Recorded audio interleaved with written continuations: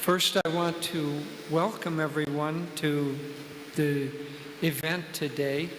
All of our Indian friends, we have people who have traveled a long way to be here today.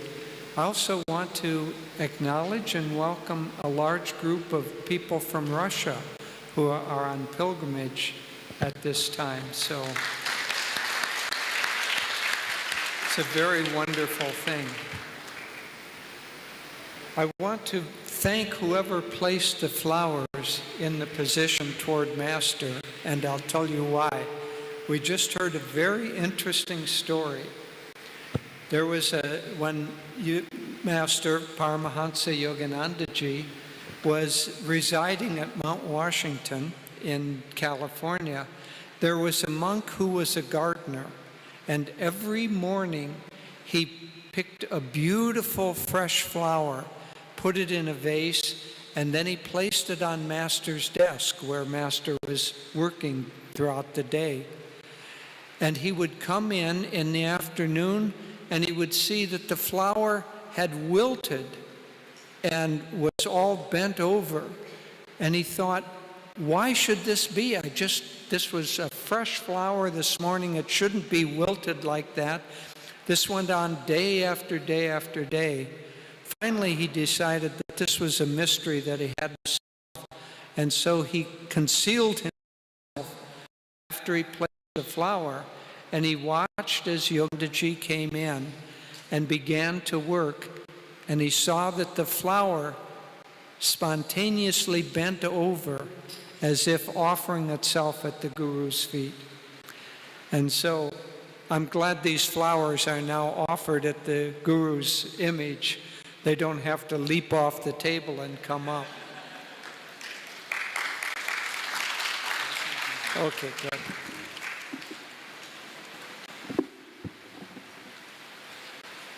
This topic of how to find true happiness is very central to all of us.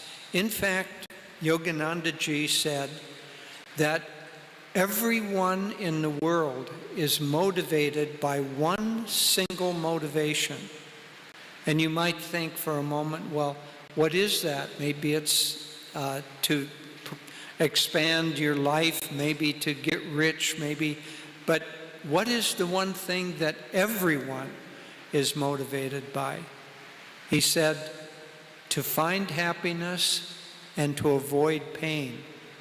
And why should that be? You know, it seems like we come into this world, there's so much complication, there's so much to do, there's many relationships, there's so much variety. Why should there be a single motivation? Well, it goes back to something even deeper, and that's that all of us are expressions of the one God who has created the universe. He didn't really create us as much as he became us. So we're part of his consciousness. And Adi Shankara, many centuries ago, gave a definition of God. Sat, Chit, Ananda. Sat is existence, Chit is consciousness, Ananda is bliss or joy. And so our very nature is made up of those three elements. Now, when God has to become something in creation, in order to keep creation going, he has to create the law of duality. So you have plus and minus in the very atoms themselves. There is electrical charge that creates the space in an atom. The electron is negatively charged, the core of the atom is positively charged, and that duality allows existence to come into being. If it weren't, it would all collapse. But in that duality, we have joy, and we have its opposite, which, in fact, there is no opposite to true bliss, because it's pure. But God tamps down that bliss and creates happiness. And so what we're really seeking is the bliss that is our own true self. But because of the way God has fixed this world, Yoganandaji said that this world has been created for our entertainment and education. And then he added wryly, but how few are either entertained or educated. And so we find ourselves caught up in the daily living and in the search for how to find the happiness that's motivating us. We can't go directly to bliss because, well, I'll get into that. That's really the subject of what I'm going to talk about. Just take it for now. We can't go directly to bliss. We have to go toward happiness. Happiness always, because it's in the world of duality. The ego is the center of our world of duality. Yogananda identified or defined the ego. Remember that soul nature is Sat Chidananda. But when that Sat Chidananda becomes identified with a single body and a single personality, we think we are this body, we think we are this personality, and therein lies the rub. As long as that universal form of which we are made becomes condensed into a little tiny speck in this world of duality, then we become subject to the laws of duality. And the laws of duality pertaining to happiness is that as long as you seek happiness, you are going to have to experience the opposite, which is unhappiness. And so we keep searching and searching for something that will give us happiness. And those who are wise try to find something that will be a little bit more permanent. Many people seek happiness secondarily. They don't really think of seeking happiness. In fact, we made a movie called Finding Happiness. And one of the central points of the movie is don't seek your happiness through secondary objects. So people think, I want to be happy, that's the motivation. They don't think that, it's just part of our nature. We want to be happy. And then they think, how can I be happy? Well, if only I had this house, then I would be happy. If only I had this husband or this wife, then I would be happy. If only I had this bank account or this fame or this position in society, then I would be happy.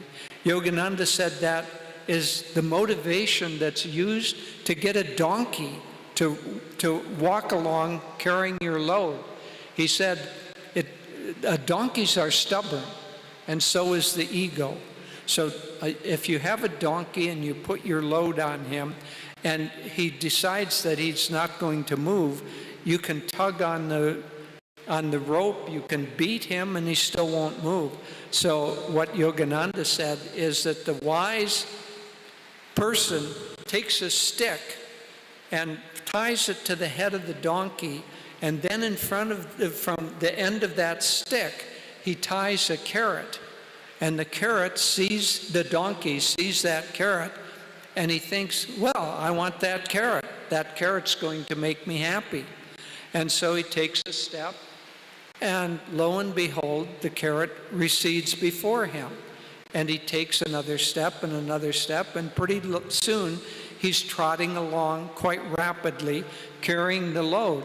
Well, God uses the same play with us, only that he realizes that we won't truly be very motivated by a carrot, so he dangles a position or a car. I had a friend who was a yogi, knew these truths, but nonetheless, he had a great desire to get a Porsche, which is a kind of a sports car that you can drive very fast. It's a very fast and nimble sports car. And so he worked and he worked. It took him 2 or 3 years to earn the amount of money that he needed to purchase this car. And then he was very happy when he got the car. He drove it home. And because he knew these teachings, he knew that no object is going to keep you happy for very long. He said kind of, you know how long that car made me happy? One night. That was it. The next morning when I got up, I looked at the car and I thought, what a lot of work it's going to be to pay off the loan for this car. So it is with everything in this world. We seek something that is secondary to happiness. And whatever that is, fill in the blank. Probably, although I know that it wouldn't be accepted, probably we could have had the words to the second song that they sang, Joy in the Heavens, just print those words and hand them out. And then Devi and I would not need to give a discourse, because the whole teaching is contained in that. But as long as we seek outside of ourselves, we're destined to, first of all, be constantly discontent. Because if we define ourselves as needing something, needing a car, needing a big house, whatever it is, if we define ourselves as needing something, by that very act, we make ourselves discontent. And so one would think that we would get this picture more quickly. But Yogananda also said something. He said that imagine a wave. So happiness is when the wave is at a crest and everything is moving up, everything is joyful, everything is just wonderful. But what happens? Inevitably, it reaches the point where that crest crashes back down. And so, seeking happiness outside of ourselves, we seek, we finally attain what we're after, and then after a little bit, it crashes back down. And then, inevitably, we're unhappy. We're unhappy perhaps because we have to pay off a loan, or because we realize that that fleeting happiness is impermanent, and we're worried about losing it. So you get a new job, a good promotion, and then all of a sudden you're worried about losing that position, losing the benefits that come with it. So contained in that very movement is the crest, and then it goes down to unhappiness, and then the wave motion starts again. But Yogananda said something else, and this is the thing that we should all be a little frightened by. He said that sometimes that motion of the ups and downs begins to calm. You've no doubt seen an ocean that was stormy, and then after the storm, the ocean is calm, and there are very few waves, and the waves don't make much.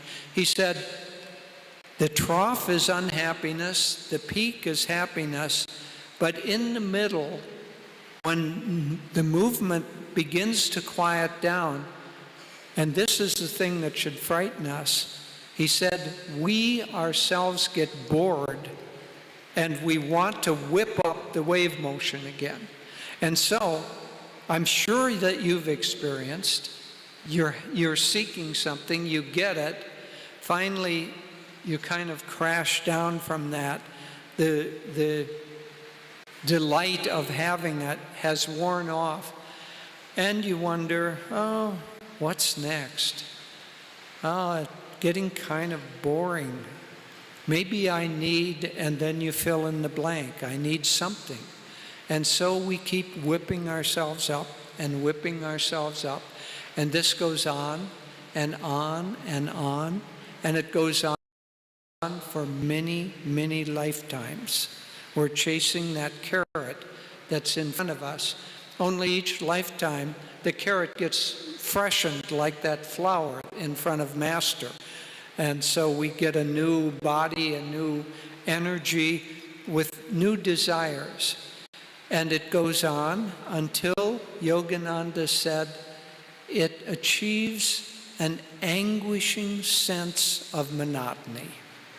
How many times will this happen again and again? How many times will I be fooled by thinking, if only I could get this, then I would be happy? There was an incident that happened. Ananda Village in California is a community filled with about as many people as are here, maybe more, and families, and we have there a little market. And one day, Devi was in the market, and she was watching a mother and a young son who was about 6 years old at this time. And the mother was shopping, and the son said, "Mommy, Mommy, can I have an ice cream cone? Can I have an ice cream cone?" And the mother said, "No, it's near dinner time. I don't want you to have an ice cream cone. It'll ruin your appetite, so no, you can't have it." And the boy just kind of stopped. And he said, "Mommy, I don't want to be in this world anymore." And the mother, what was going on in the soul of the boy was the anguishing monotony of wanting something and knowing either you couldn't get it, or if you did get it, it wasn't going to last long. So this was an old soul born to a family of yogis. And he said, "Mommy, I don't want to be in this world anymore."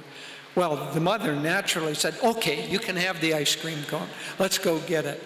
But the point is that we come to a time in the soul's evolution at which it takes on an anguishing monotony, and we realize that there must be a solution to finding happiness that doesn't just have this repetitive process that goes on and always ends in disappointment. Master said, you can be sure that delusion keeps only one promise. And that one promise that delusion keeps is that it's going to disappoint you. And so, if we want happiness, and we do, and we've finally figured out that we can't find happiness by obtaining things outside of ourselves, then we really begin the time in which we begin a spiritual search. Because remember what we're really after. We aren't after anything outside. We're after the remembrance and the reclaiming of the essence of who we are, that Satchitananda that always resides within.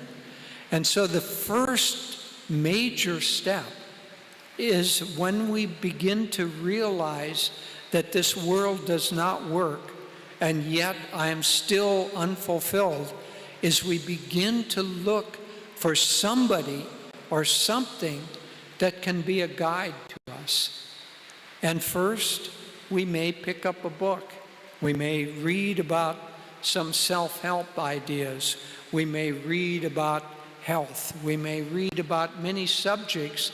But in doing that, there's a big difference that we've already made, because in those books, we're looking at ways that we can change ourselves, not change the world, not obtain things, but change ourselves. And that is a very, very important step when we realize that only the change of the self, the way our behavior is, that's the only thing that's going to work. And so that motivating force of seeking will draw us first to good books, then to teachers that are wise teachers, and ultimately it will draw us to a guru, because it is the guru who is able to reintroduce us to our true soul nature. Everything else will bring us toward that and will help us move step by step. But we can't, when this inner process of finding happiness, we don't find happiness like an object. It's no longer a carrot in front of our nose that we can obtain. As we begin this inner process, we realize that happiness cannot be obtained by getting something. Happiness is like a seed that has to be grown from that seed into a plant. And that, so then instead of seekers, we become gardeners. And the master, the guru, is telling us how to grow the inner nature of our own being. And in that growth, in that seeking, a gardener can't just plant the seeds and then go back on a couch and say, I'm going to wait till they grow and become a big tree, and then the fruit will fall on my lap and I'll eat it. Our wonderful renunciates are starting a big organic farm near Chandigarh, and they realize that that methodology does not work. It takes a lot of work to grow a beautiful garden. And so the master gardener, the guru, is going to guide us. He's going to tell us, but we ourselves have to enter into a period of self-discipline, of hard work. There's no way around it. You cannot get to the goal of being free from delusion without hard work. And so you have to put in the effort. On this path, that effort is meditation and service primarily. Why meditation and why service?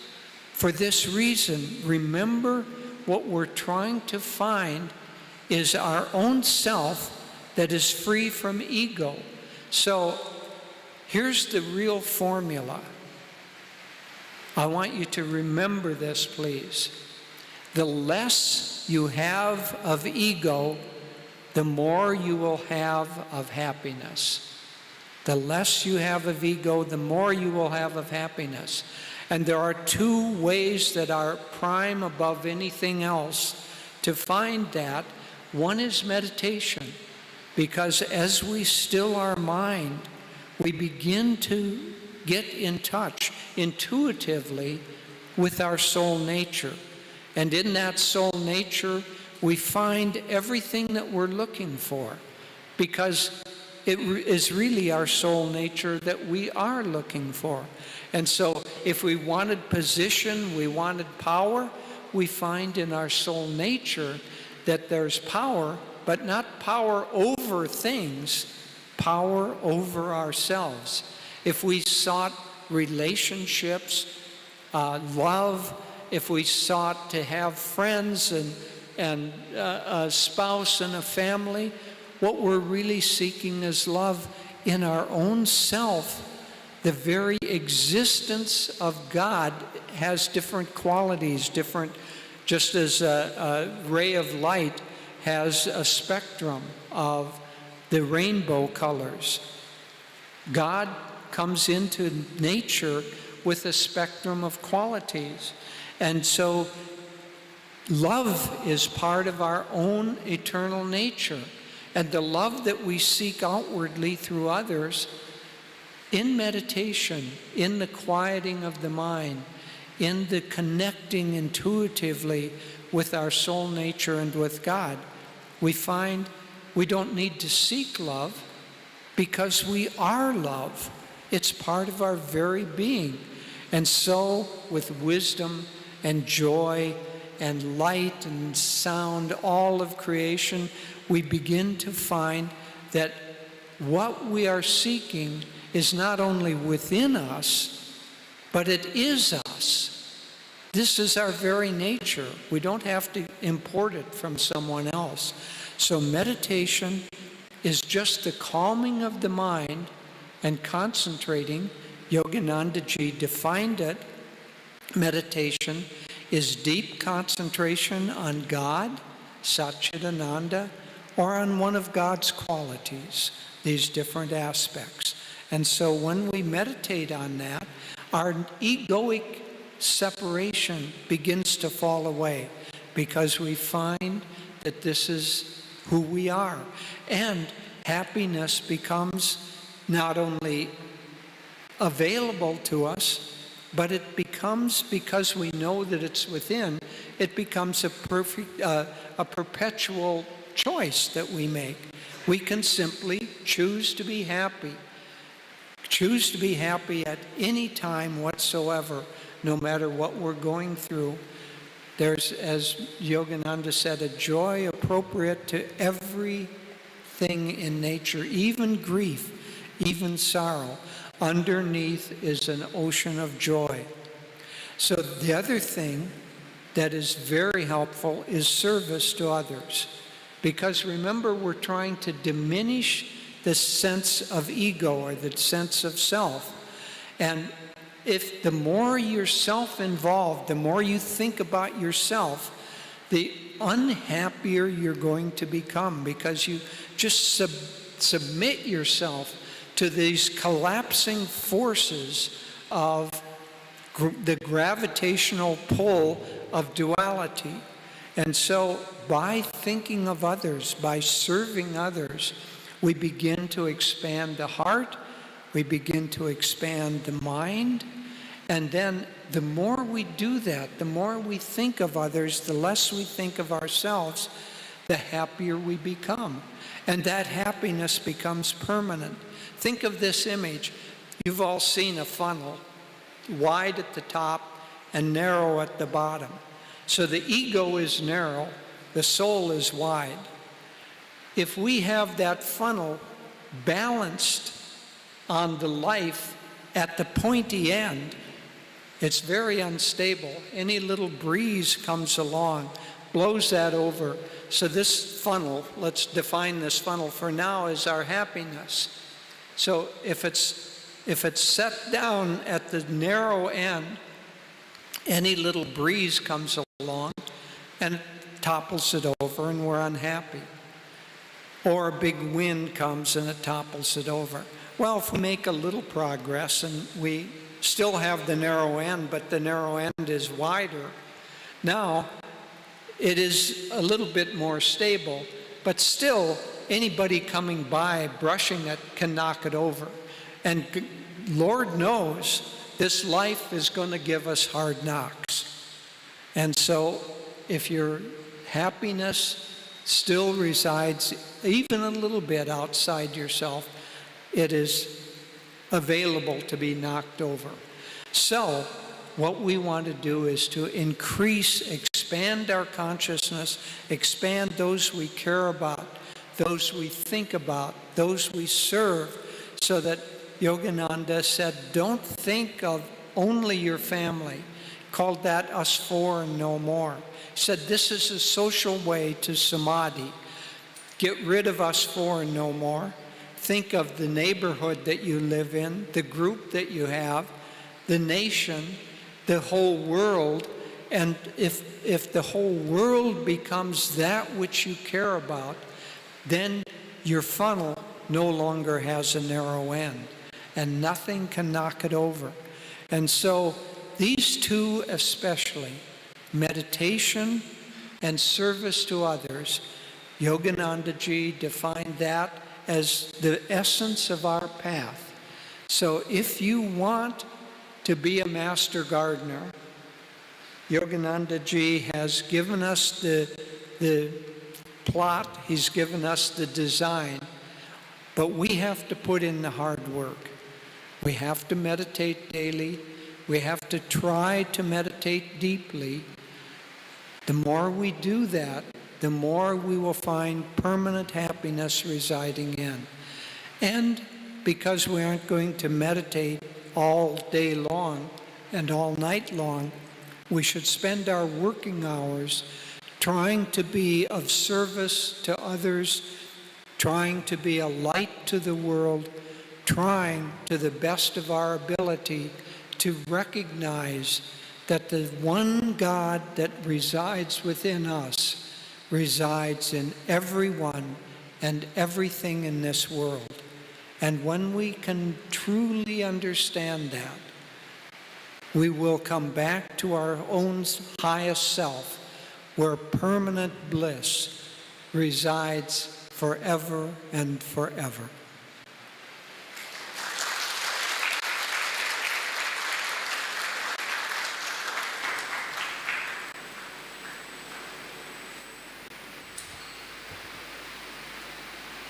Okay. So, good morning, everyone.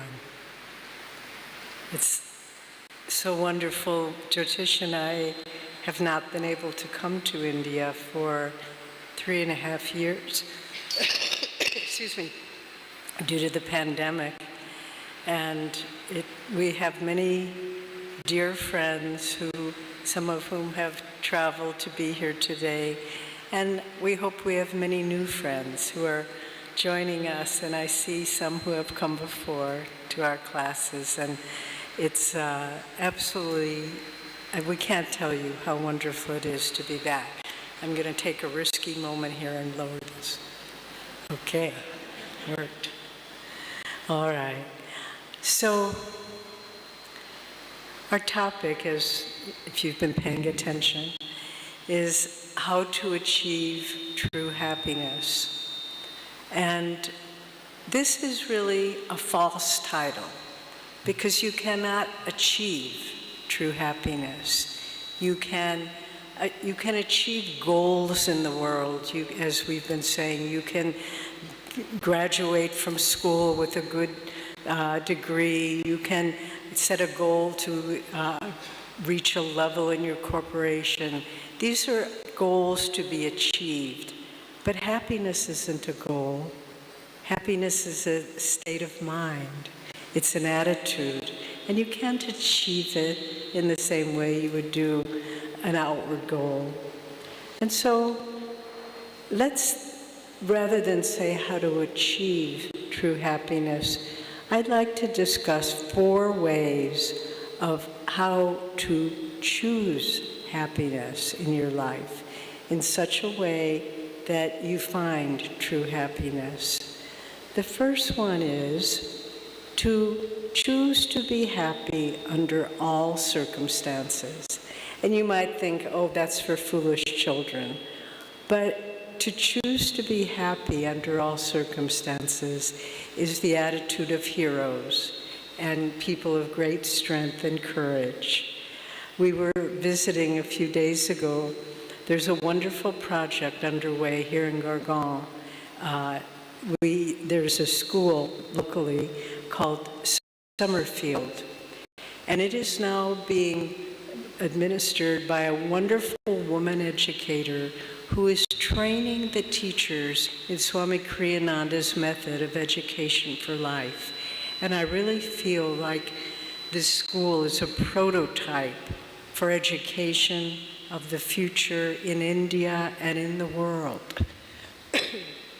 We have such schools in America, in Europe, and now the time, we've tried it before, it wasn't the time yet, but now I think the time has come where education based not on goal-oriented, not on performance, not on test grades, but education based on training values, training people in how to get along with each other, training children in how to be happy.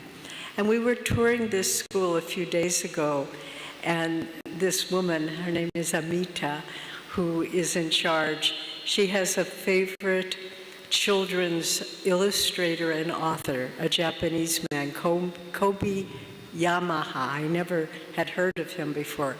But on the wall was painted this wonderful saying, and it said, "Don't expect life to be easy or better or always making you happy. Learn to be happy now And you will come to realize, whatever the day or the time, it is always that now. And that's the beauty of it, that the now is Swami Kriyananda says it in one of his songs, there's joy in the heavens, we sang it. Why wait for tomorrow? You've only this moment to live.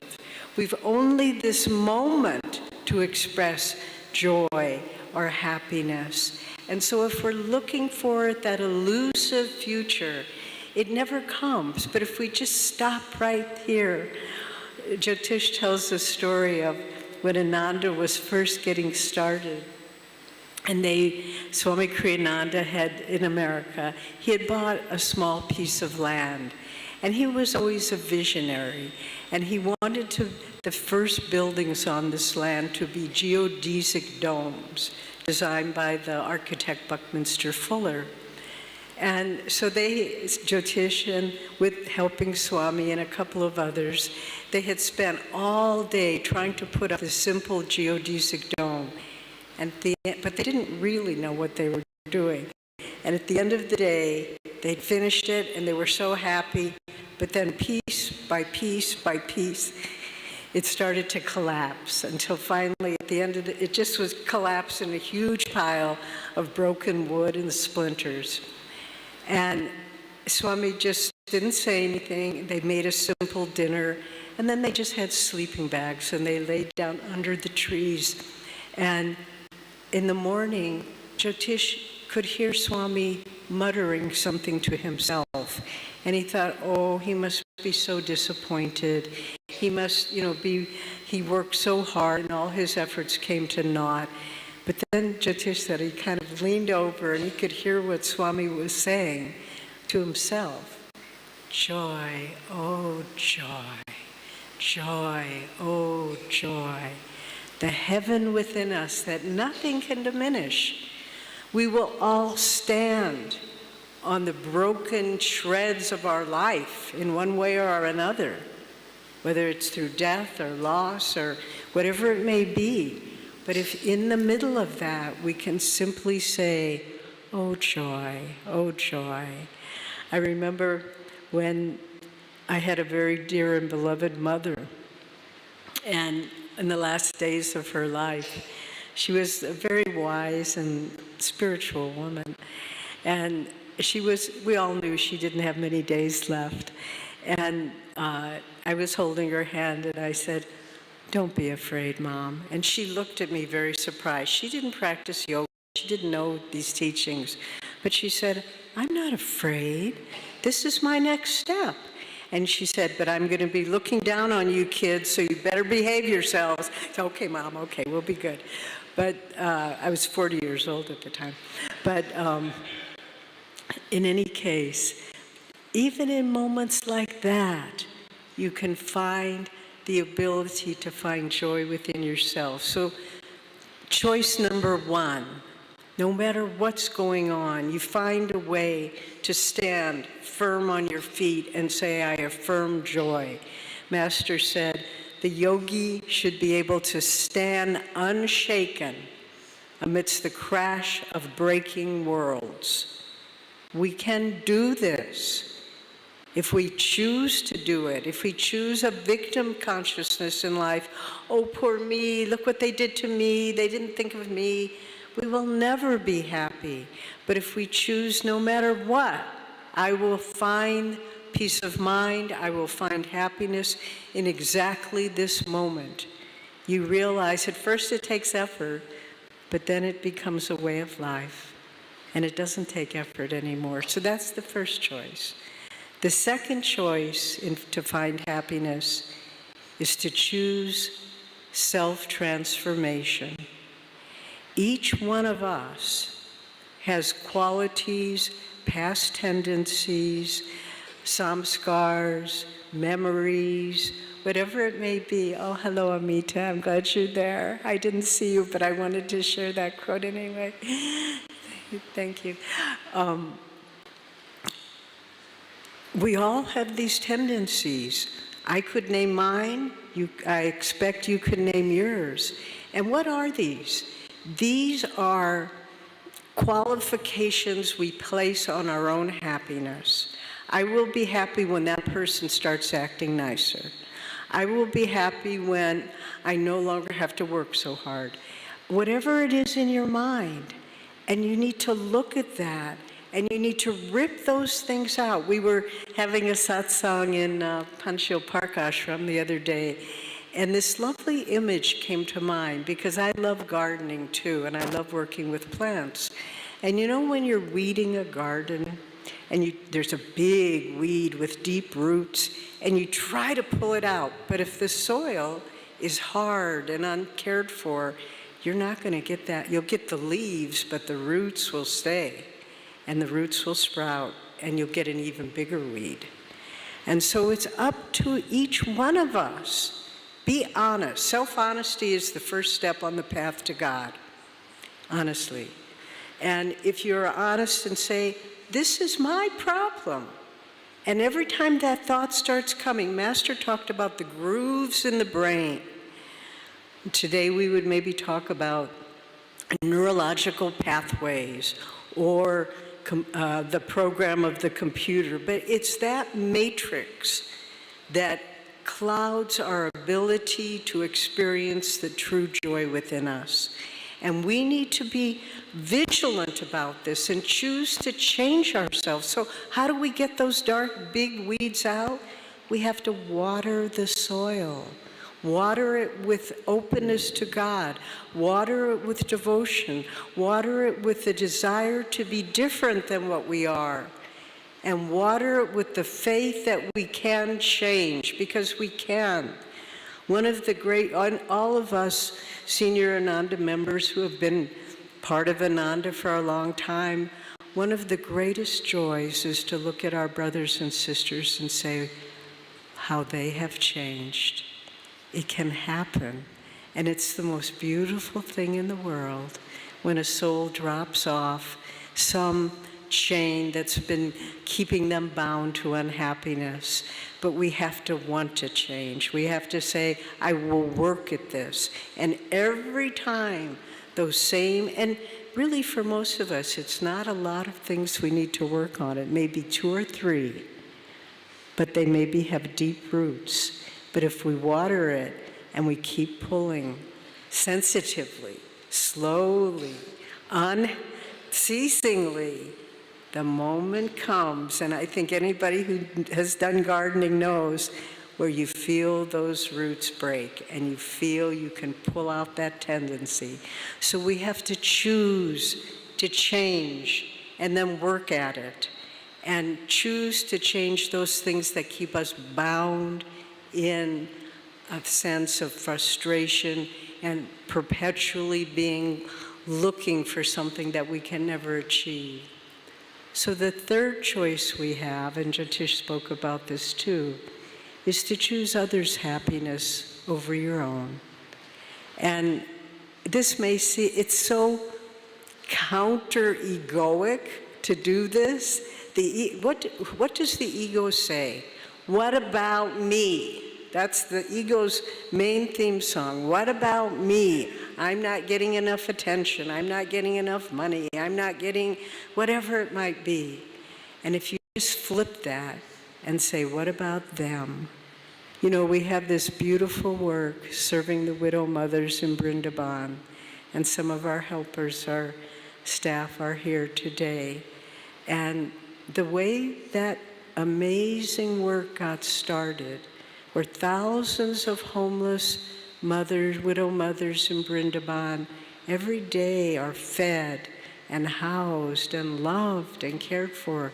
The way that work got started, one woman was in Delhi, wonderful devotee friend, was driving in Delhi, and she saw this old woman crying by the side of the road. She drove by, and then she told her driver, no, stop, turn around. And she talked to the woman, and she heard her story. And from that one moment of compassion, one moment, one person, thousands of people are being helped, and it's just the beginning. We're going to spread this kind of effort to many cities throughout India.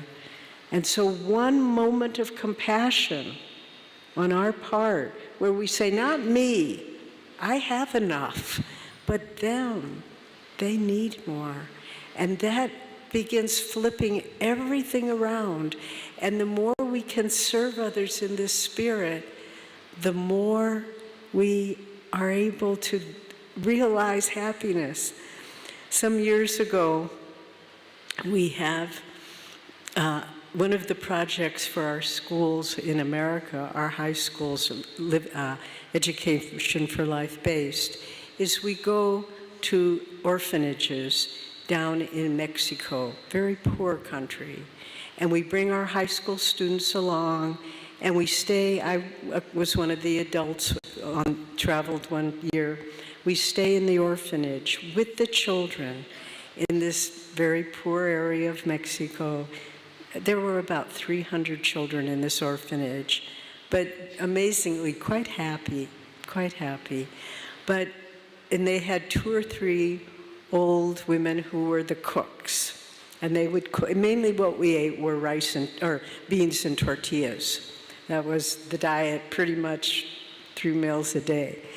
And one day, 2 of my American friends said, well, we want to go pray in the nearby church. And I said, okay, I'll stay and help prepare the dinner. And the little lady who was the head cook, she didn't speak any English, only Spanish. But she pointed me to this little room. It was about as big as, it was like a 5-foot square. That was the room. And in the room was a huge pot like that of beans that were cooking, and they were on a burner. And there was no light in the room, no windows in the room. There was one little light bulb hanging down. And so I was stirring, and you had to keep stirring or else it would burn. So I was stirring and stirring and stirring. And at a certain point, my back was getting a little sore, so I put my hand down. There was a little counter behind me, and I felt something running up my arm. And it was cockroaches. All around me, there were cockroaches. And then I kept stirring, and tears of joy started pouring down my face, because I felt so free. I thought, this has nothing to do with me. It's just about serving other people. And I was so grateful to stand there in that hot room with the cockroaches and the one light bulb and the big pot of beans. And it was just losing yourself in the thought of serving others. And this is a choice we can make. And it's one of the big steps in finding lasting happiness. And then finally, we need to choose to experience God's joy within us.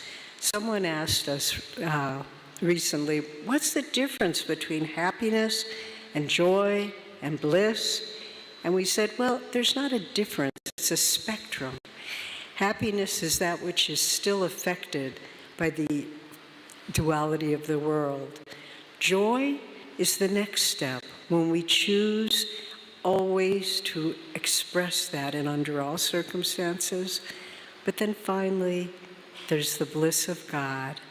And you may think, oh, well, that's kind of far away for me. But friends, it isn't. It's inside of you.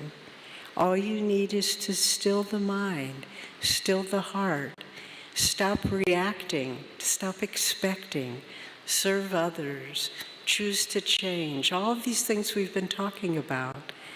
And Master concludes his magnificent poem, Samadhi, with the words, "From joy I came, for joy I live. In sacred joy I melt. 4 veils of solid, liquid, vapor, light, lift aright. Myself in everything enters the great myself. Gone forever, fitful, flickering shadows of mortal memory. Spotless is my mental sky, below, ahead, and high above. Eternity and I, one united ray, a tiny bubble of laughter. I am become the sea of mirth itself. So this is a choice we have. We can do this. Master has come to show us the way, to give us these teachings, but as much as anything, to give us his grace, to break through the fitful, flickering shadows of mortal memory, and to find the sea of bliss itself. God bless you.